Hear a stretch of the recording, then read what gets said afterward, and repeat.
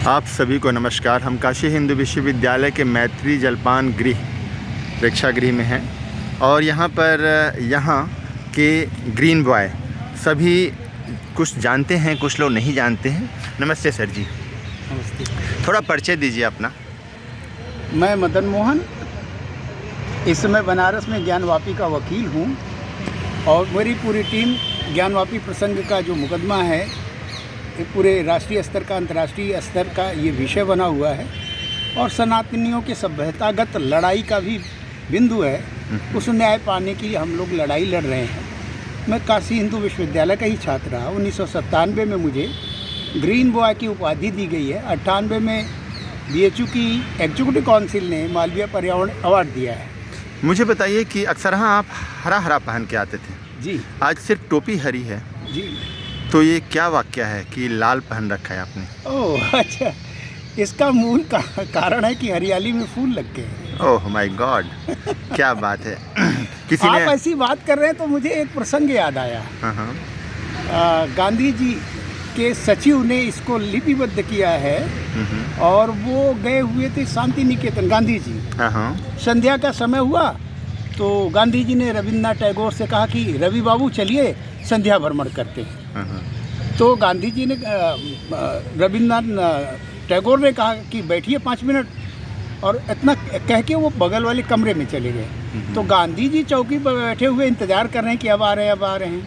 5 minute बीता, 10 minute बीता, 15 minute बीता। तो गांधी जी अपनी छड़ी से दरवाजे को पुश किए तो देख रहे हैं कि रविन्द्रनाथ टैगोर जी इतरा कर बच्चों की तरह बाल फेर रहे हैं और गाना गुनगुना रहे हैं। तो गांधी जी ने ये देख के तपाक से कहा कि क्या बुढ़ापे में सजते हैं? तो रवि बाबू ने बड़ा अच्छा उत्तर दिया, यानी टैगोर जी ने कहा कि बुढ़ापा तो आ गया इसीलिए मैं सज रहा हूँ, क्योंकि मेरी मलिन छवि को देख के मेरे अपने लोगों को दुख होगा, कष्ट होगा, और किसी को कष्ट पहुँचाना आपके अनुसार तो ये हिंसा है। मैं अहिंसा के ही सिद्धांत का जो आपकी इच्छा है यानी गांधी जी, मैं उसका प्रतिपादन कर रहा हूँ। इस बात को सुन के वहाँ पे जो लोग थे, इन 2 वरिष्ठ नागरिकों के बीच में जो वार्तालाप था, सुन के लोग बड़े ठहाका मार के हंसे और बड़ा अच्छा उत्तर रहा कि सच में बन ठन के रहना चाहिए यार, लोगों को लगे कि हाँ ये ठीक ठाक है। अच्छा ग्रीन बॉय जी, एक बात बताइए, मौसम के हिसाब से तो आप पे फूल खिल गया, ठीक है? तो जब फूल खिल गया तो इस पे कई लोगों की नज़र पड़ रही होगी। उस कातिलाना नज़र या उस अंदाज को से रूबरू होकर कुछ वाक़या घटित हुआ क्या?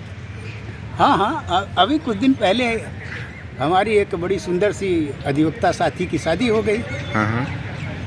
तो वो शादी में थोड़ा सा सिंदूर वगैरह लगाए हुए और कोर्ट में आई तो मैं रहा, बधाई दिया। तो उसके बाद थोड़ा सा मैं मौन हो गया, कुछ सोच रहा था। तब तक उसने पूछा कि क्या बात है वकील साहब, बड़ी चिंतित हैं? तो मैं प्रसंगवश और थोड़ा सा ठहाके हंसने के मूड से था। मैंने कहा कि पता नहीं जिन लड़कियों पर मेरी नज़र पड़ती है उनकी शादी हो जाती है।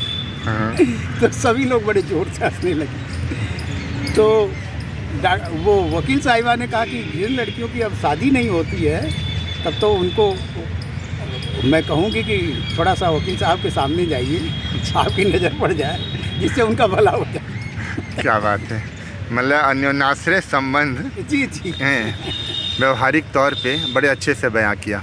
चलिए, बहुत बहुत धन्यवाद अच्छा आपका। धन्यवाद।